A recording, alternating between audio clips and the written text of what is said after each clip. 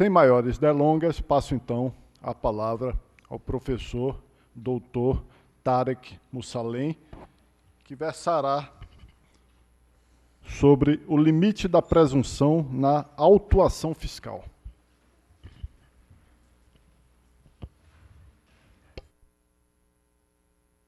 Boa tarde a todos. Boa tarde, senhor presidente, diretor do Congresso, o professor Oscar Mendonça, a quem eu tenho uma honra muito grande em compartilhar não só pensamentos, mas ideias, trocarmos ideias em relação a vários temas, dentre os quais esse, que aí se encontra. É uma honra muito grande, agradeço muito o convite em poder participar deste seminário. O tema que me cabe é os limites da presunção na autuação fiscal. Na verdade, é um tema que envolve tanto o interesse dos contribuintes quanto o interesse da Fazenda, porque o direito é repleto de presunções. Então, na verdade, o que eu tentarei fazer é mostrar como funcionam as presunções de direito e ver quais os limites para a sua aplicação, tanto por parte da Fazenda, né, na feitura da presunção, no caso concreto, quanto por parte do contribuinte, no ataque a essas presunções. Então, o que eu pretenderei fazer é justamente expor como funcionam as presunções e, aí, ao final, buscar casos concretos de presunções para nós verificarmos que, muitas vezes, as presunções que deveriam ser normativas são presunções puramente de fatos, ou seja, presunções que o aplicador tira da cabeça e fala, olha, já que você não fez isso, então eu presumo isso. E aí acabam se criando presunções não permitidas normativamente. Isso acaba gerando prejuízos graves, tanto à Fazenda quanto aos contribuintes.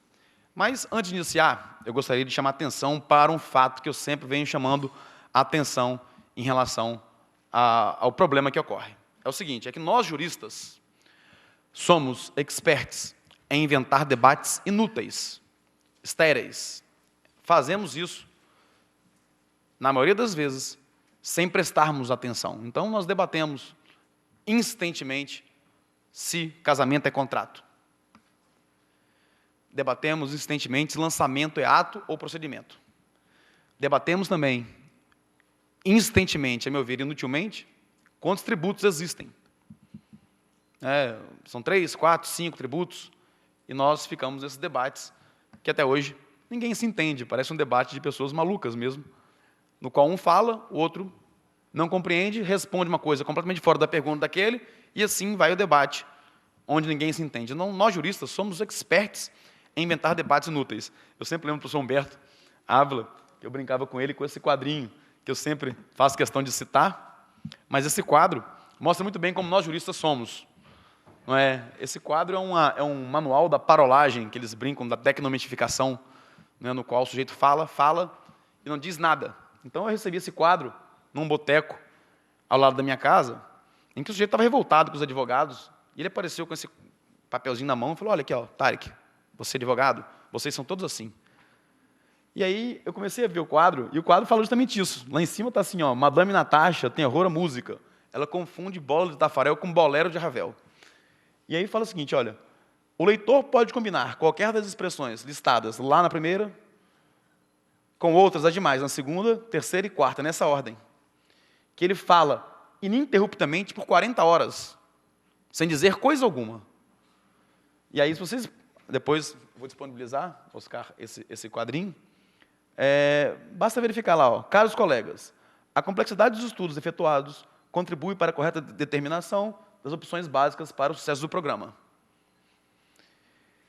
E podem pegar qualquer uma das frases de lá, juntar com a segunda, terceira e quarta, nessa ordem. Você enrola o auditório por 40 horas.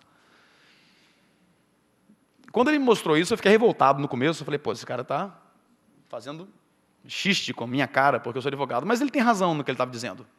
Nós advogados, nós juristas, nós fiscais, somos assim. Nós desembargadores, aplicadores das normas, nós somos assim mesmo. Falamos, não dizemos nada. Então, isso é muito comum de acontecer, principalmente nesse tema de presunção. Né? Como se fala em presunção normativa, sem primeiro saber o que é presunção, e isso acaba gerando aqueles problemas. Não. Olha, todo ato administrativo tem o princípio da sua veracidade, aí usa o princípio, da veracidade do ato administrativo, da validade do ato administrativo, fala, olha, tudo que o fiscal disser é verdade. Contribuinte, se lasque aí para você provar o contrário. Mas eu, na qualidade de agente administrativo, digo e você deve aceitar. Ora, isso nós sabemos que não passa nada mais, nada menos do que um ato de autoridade.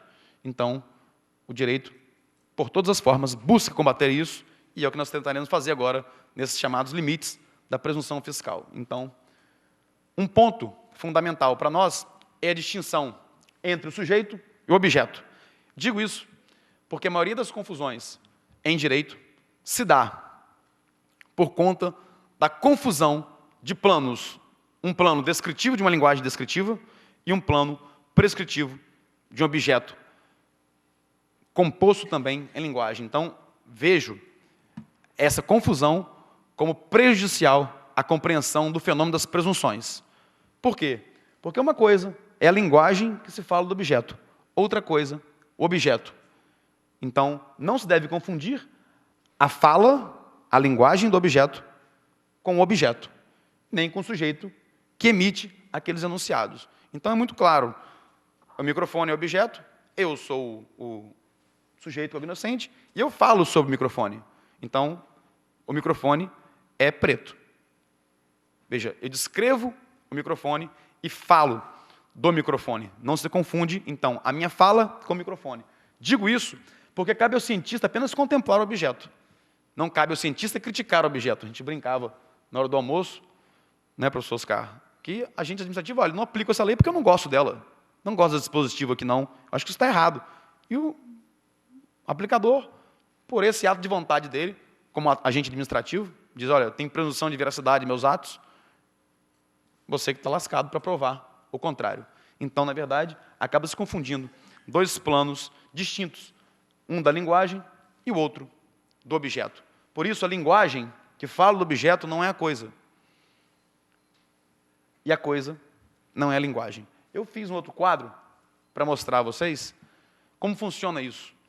Como que René Magritte, que era um pintor belga, fez este quadro do cachimbo e colocou logo abaixo do quadro. Isto não é um cachimbo. E todo mundo olhava para Magritte e ele falava, mas como você pinta um cachimbo e fala que isso não é um cachimbo? E aí ele dizia, olha, se isso for um cachimbo, então fume, para mostrar justamente que uma coisa é o desenho do cachimbo, outra coisa é o cachimbo, para mostrar que a linguagem não é a realidade. A linguagem traz uma versão da realidade. O professor Paulo de Barros Carvalho bem trabalhou aqui com a questão da verdade, mas é apenas uma versão. Isso não significa que são a mesma coisa, linguagem e realidade. Eu fiz esse quadro, então, para ficar mais claro o que eu queria dizer lá atrás, naquele primeiro quadrinho. A figura do professor Paulo, como sujeito cognoscente, estuda o direito positivo e, ao estudá-lo, constrói uma linguagem descritiva da ciência do direito. Então, dando nome às coisas, fica assim, ciência do direito, estuda o direito positivo. Aqui, uma linguagem prescritiva de condutas humanas. Ali, uma linguagem descritiva de linguagem prescritiva. Isso pode parecer complicado, mas as confusões em direito ocorrem por conta da confusão destes dois planos de linguagem. Então, não se deve confundir, em hipótese alguma, a descrição com a prescrição. Uma coisa, já chama atenção, é a presunção lá. Outra coisa é a presunção cá. Uma presunção descritiva não altera uma presunção prescritiva. Isso ficará mais claro mais para frente, nos próximos slides. Mas, demonstrando muito bem a diferença entre um plano de linguagem e o outro. Olha as confusões que acontecem com isso. São inúmeras. Nós sempre ouvimos, por exemplo, a ciência do direito dizer lei especial revoga a lei geral. Não é esse o brocardo que aprendemos na faculdade. Não é? Lei especial revoga a lei geral desde Roma. É assim. Se nós analisarmos o direito positivo, vamos verificar no artigo 2º, parágrafo 2º, a lei nova, que estabeleça disposições gerais ou especiais a par das já existentes, não revoga nem modifica a lei anterior. Então, por exemplo, a confusão de níveis de discurso leva o cientista a compreender que lei especial revoga lei geral. E isto não acontece no direito positivo brasileiro. Porque no direito positivo brasileiro, lei especial não revoga lei geral. Então, aprendemos sempre uma doutrina, com respeito aos nossos antepassados, falsa, que não cabe na realidade de hoje. Então, outros exemplos. Sempre aprendemos que decadência não se interrompe. Prescrição, sim. Quem disse isso? Doutrina. Veja o direito positivo, no artigo 173 do CTN, que fala que o direito da fazenda pública constituído o crédito tributário extingue-se após 5 anos contados da data em que se tornar definitiva a decisão que houver anulado por vício formal o lançamento anteriormente efetuado. Então, tem um caso aqui clássico de interrupção da decadência. Olha o Código Civil depois, o novo, que é aí que me chocou mesmo, 207. Salvo disposição legal em contrário, não se aplicam à decadência as normas que impedem, suspendem ou interrompem a prescrição. Vejam, salvo disposição legal em contrário. Então, se a lei quiser, ela interrompe o prazo de decadência, ela suspende. O professor Roque também disse aqui, junto com o professor Humberto, que o tempo no direito é diferente do tempo natural, com muita propriedade. O professor Roque sempre, com essas colocações brilhantes dele, mostrando que o tempo no direito opera por cortes. É um tempo construído, linguisticamente, diferente do tempo do mundo natural. Então, só com base nessa questão, e aí vai uma distinção também que eu reputo relevante para o controle da presunção, é a distinção entre o plano de normas e plano de fatos. Olha, não me venham com essa colocação que isto é keuseniano demais. É mesmo keuseniano, justamente para distinguir o plano de normas dos planos dos fatos. Uma coisa, mais uma vez, é presunção no plano dos fatos. Outra coisa é a norma de presunção.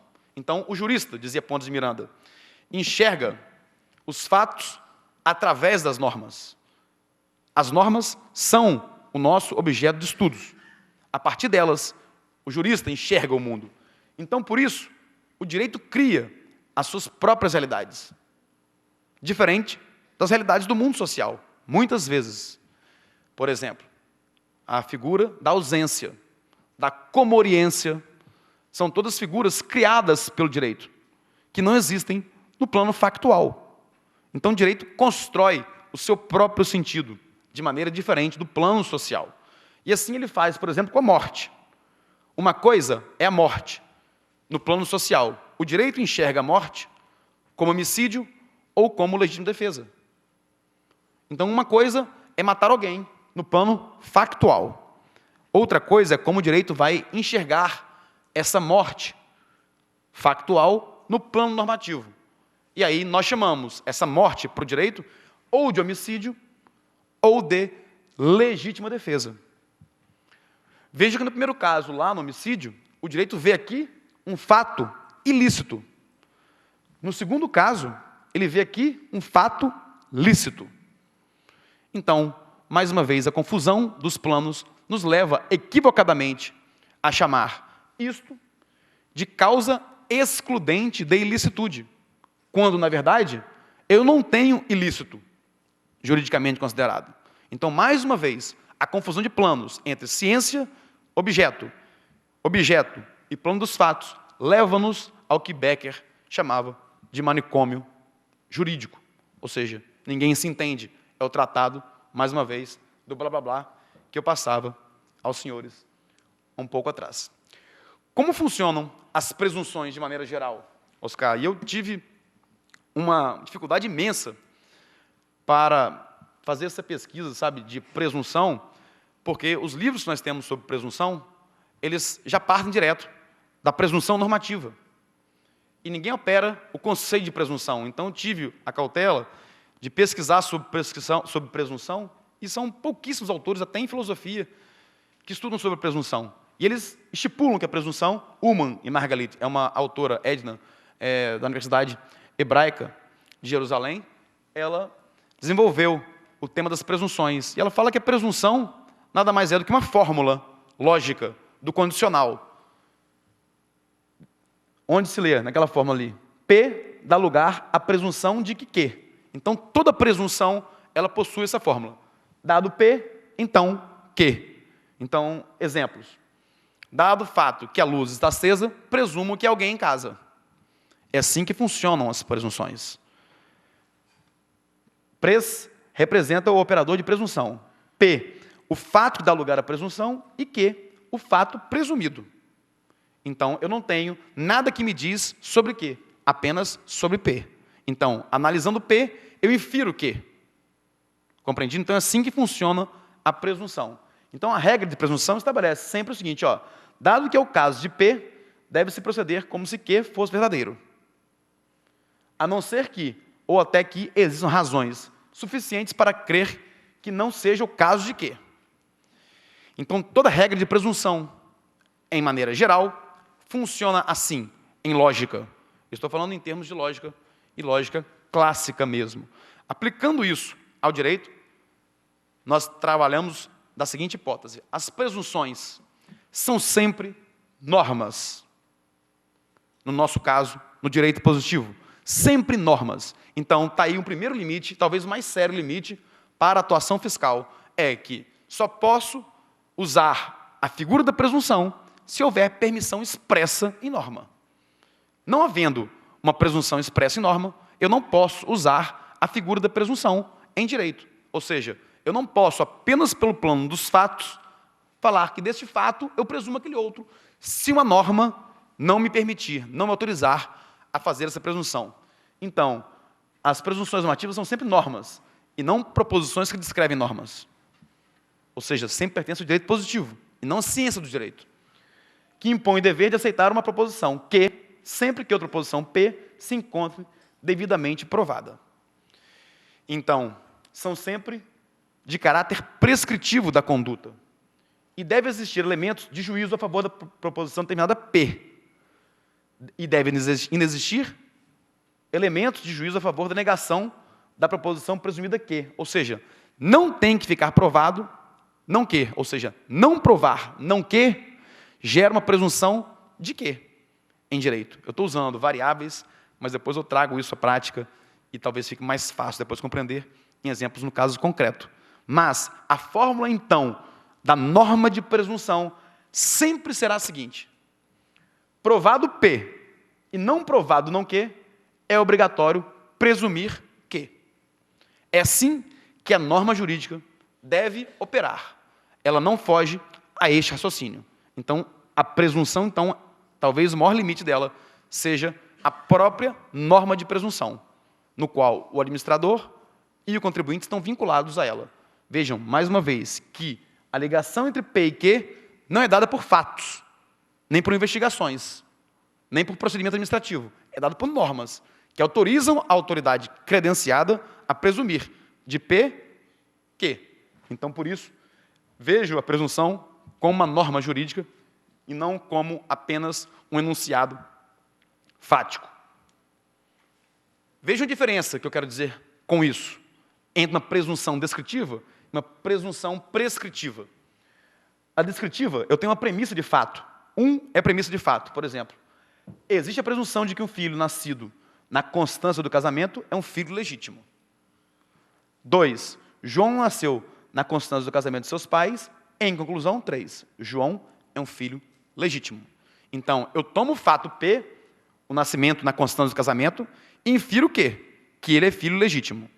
No plano dos fatos, prestem muita atenção nisso, que aí está o grande mote para distinguir uma presunção normativa, uma presunção descritiva. Agora vejam como funciona a presunção no plano normativo. A premissa normativa, eu tenho linha. É obrigatório presumir que um filho nascido na constância do casamento é um filho legítimo.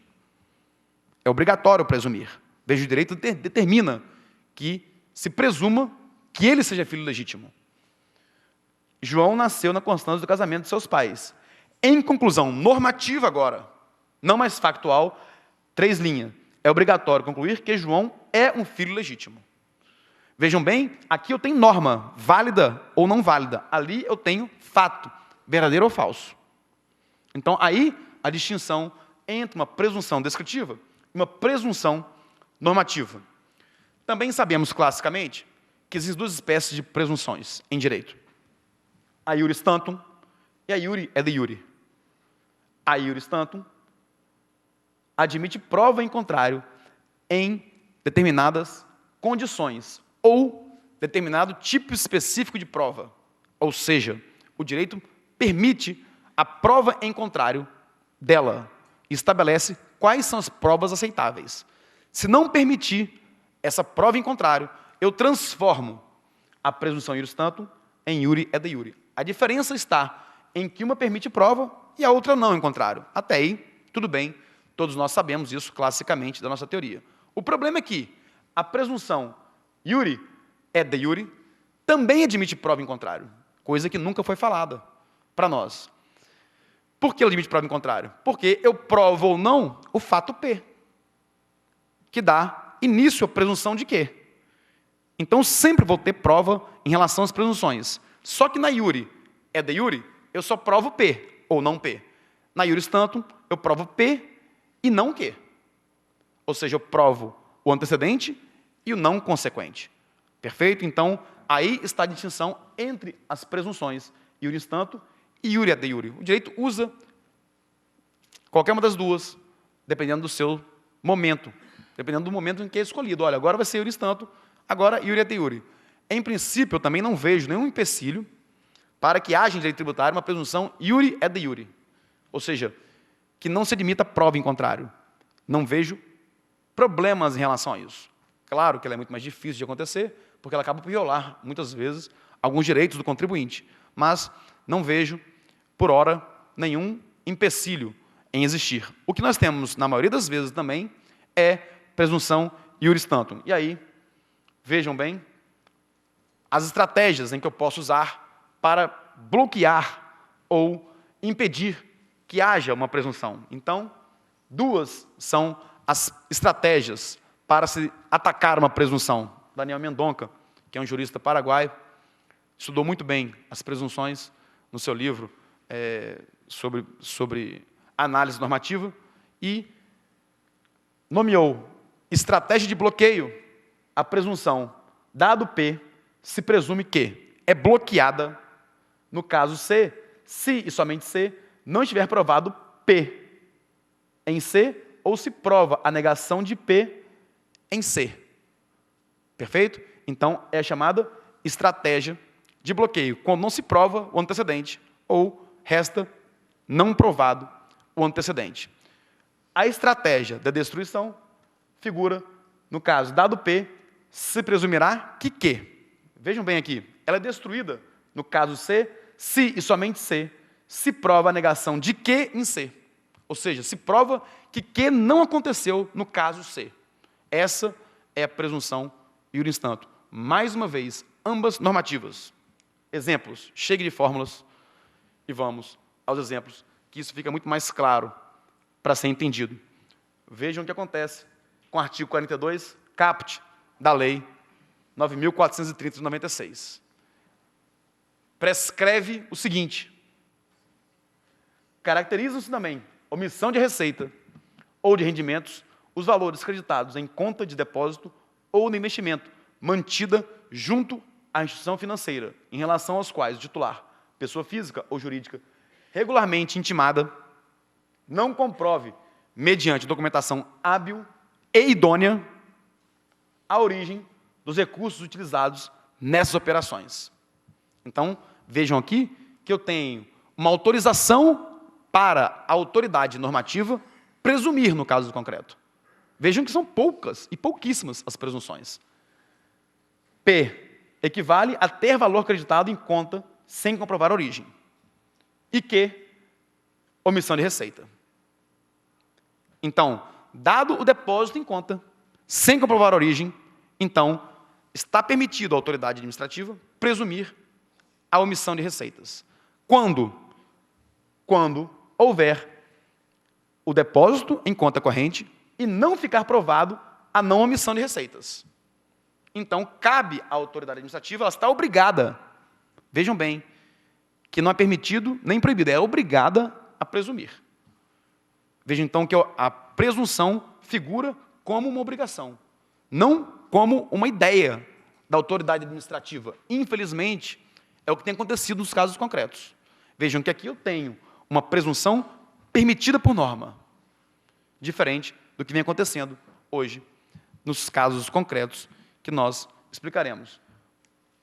Vejam que, com base nesse dispositivo, o CARF editou essa súmula 26 em 2009, 2010, se não me falha a memória, editou essa súmula, número 26, muito bem posta, por sinal, porque a presunção estabelecida no artigo 42 dispensa o fisco, só se equivocou o CARF por aí, dispensa o fisco de comprovar o consumo da renda representada pelos depósitos bancários sem origem comprovada. Na verdade, não é o fisco que tem que comprovar neste caso. A presunção está do lado do fisco. Ele pode usar a presunção. Basta ele comprovar que tem depósitos sem origem e não comprovar a omissão de receita, que equivale à omissão de receita. Então, na verdade, a prova é do contribuinte, não do fisco. O fisco, efetivamente, não tem que provar nada. Quem tem que provar, na verdade, é o contribuinte, porque essa presunção está a favor do fisco. Muito embora, na feitura do lançamento tributário, o agente fiscal, na motivação do ato administrativo, deve narrar que tem depósitos feitos, não é? E que esses depósitos não foram declarados. E isso caracteriza a omissão de receita. Não é? E aí, construir toda a norma de presunção para que possa aplicá-la no caso concreto. Então, aí eu tenho o caso da súmula do CARF, bastante interessante, que limita esses casos de presunção. Outro limite à presunção na atuação fiscal é esse RESP do STJ, recente e preocupante, a meu ver, não é? Porque a gente vinha comentando até no almoço o problema, né, os caras da volatilidade do STJ em relação às decisões. Mas essa decisão me preocupou muito, porque ela é recente. Ela é de março de 2011, do ministro Herman Benjamin. E, se vocês analisarem aí, no tópico 3, ela diz que as normas contidas nos parágrafos 2º e 3º do Decreto-Lei 1598 de 77, que é equivalente a essa da Lei 9.430, diz que as presunções, que afirmam presumida omissão de receita na hipótese de verificar que a escrituração do contribuinte deixou de considerar o pagamento de obrigações, autorizando que o fisco proceda ao lançamento por arbitramento, vejam bem, relacionam-se a procedimentos de investigação. Marcelo, isso é extremamente preocupante, porque o STJ entende que as presunções normativas em matéria tributária são normas de fiscalização e não normas de aplicação, posso dizer assim, na motivação do ato administrativo de lançamento, ou seja, não compõem, por outras palavras, a regra matriz da incidência, mas sim compõem regras de fiscalização. E qual é o problema disso? É que o artigo 144 do CTN diz que as normas de fiscalização se aplicam imediatamente. Então, uma norma de presunção hoje, sobre um fato ocorrido anteriormente, podem ser aplicadas pela autoridade administrativa pós-factum, ou seja, por ser norma de fiscalização, ela se aplica sobre a autoridade competente e não sobre o fato jurídico tributário. E isso permite com que eu aplique norma de presunção posterior à regra matriz da incidência e posterior ao fato jurídico tributário. Então, me parece que aí também é um limite para a presunção. Não consigo vislumbrar a presunção como norma de fiscalização, mas sim como norma de conduta, ou seja, como regra matriz da incidência tributária, ou seja, compondo a regra matriz e que se insere no caput do artigo 144. Então, está lá, o lançamento reporta-se a data da ocorrência do fato gerador da obrigação e rege-se pela lei então vigente.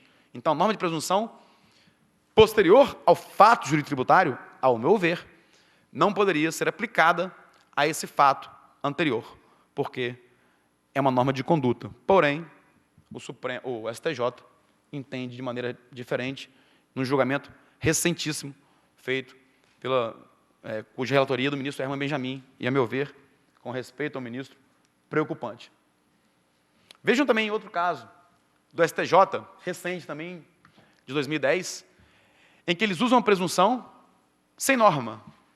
E é muito utilizado isso pelo fisco também, que é o chamado caso de o fisco imputar a responsabilidade tributária ante a presunção de faturamento decorrente da emissão das notas fiscais pela própria recorrente.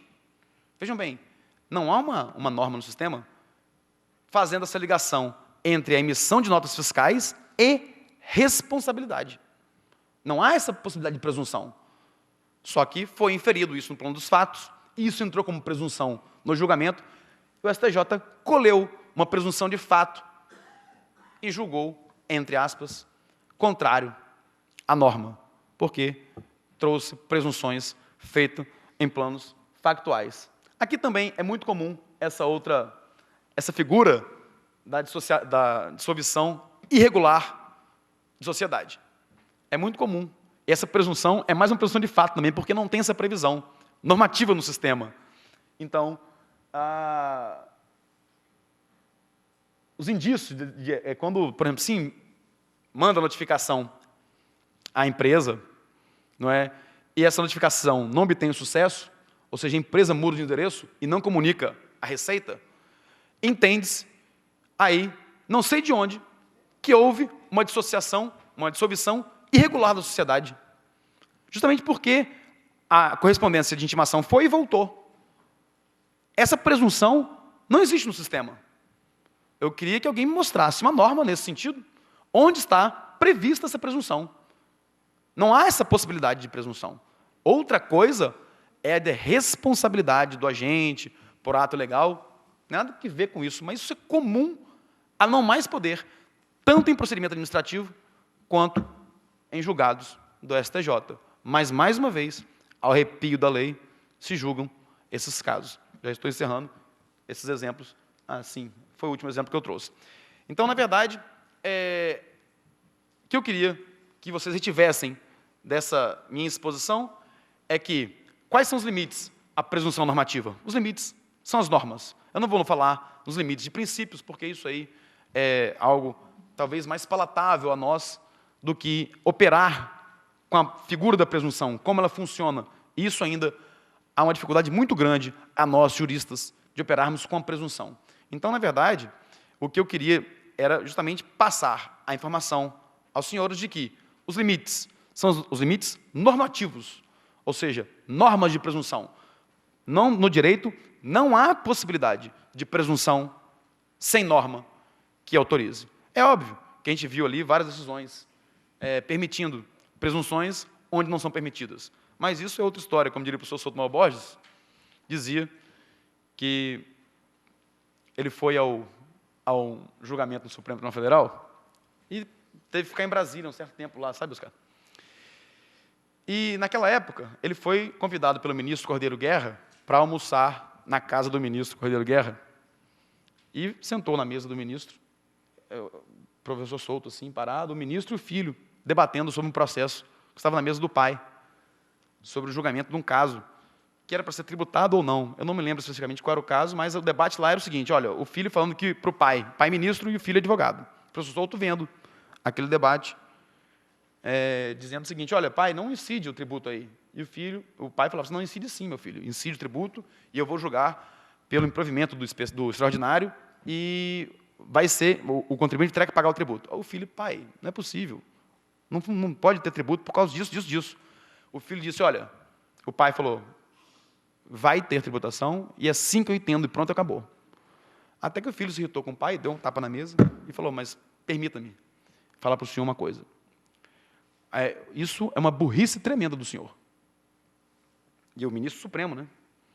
Aí o ministro olhou para o cara do professor Souto, riu e falou o seguinte, esse que é o problema de vocês, advogados.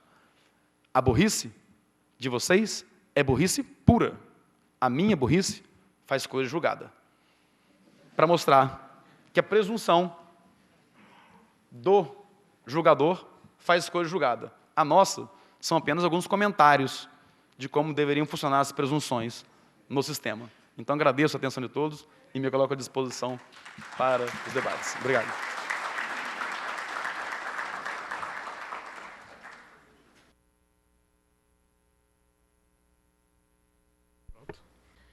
E meus parabéns, doutor Tarek, por essa... Percebe-se a dificuldade de uma pesquisa num tema com tanta escassez doutrinária. E é visível o esforço da construção lógica jurídica da sua tese. Meus parabéns. Obrigado.